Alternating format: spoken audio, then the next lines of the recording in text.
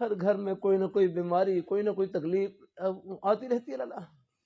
ایک بھائی بڑا اچھا جملہ کہنے لگے اللہ تعالیٰ کی منشا یہ ہے، اللہ تعالیٰ کی چاہت یہ ہے، میرے بندے کسی نہ کسی بہانے سے میرے سامنے جوڑی پھیلائے رکھے نا۔ یہ آپ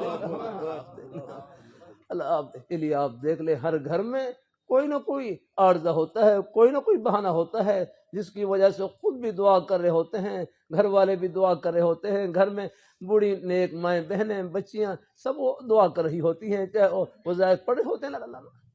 اللہ تعالیٰ اپنی مہربان، رب کا در نہیں چھوڑنا، جھولی پھیلائے رکھنی ہے اللہ پاک کی بارگاہ میں۔ ایک بھائی کہنے لگے میں وظیفہ پڑھ رہا ہوں فائدہ نہیں ہو رہا، میں وظیفہ پڑھ رہا ہوں فائدہ نہیں ہو رہا۔ دوسرے بھائی کہنے لگے یہ وظیفے میں جو اللہ تعالیٰ کا نام لے رہے ہیں یہ تھوڑا فائدہ ہے کہ اللہ تعالیٰ نے اپنا نام لینے کی توفیق نصیب فرما دی، اس سے بڑھ کر اور کیا چاہیے اللہ۔ اللہ تعالیٰ کے نوازنے کے اپنے انداز ہیں اللہ، کبھی وہ دکھا کر دیتے ہیں، کبھی چھپا کر دیتے ہیں، ورنہ آخرت میں اللہ تعالیٰ صبر مان پورے کریں گے الحمدللہ۔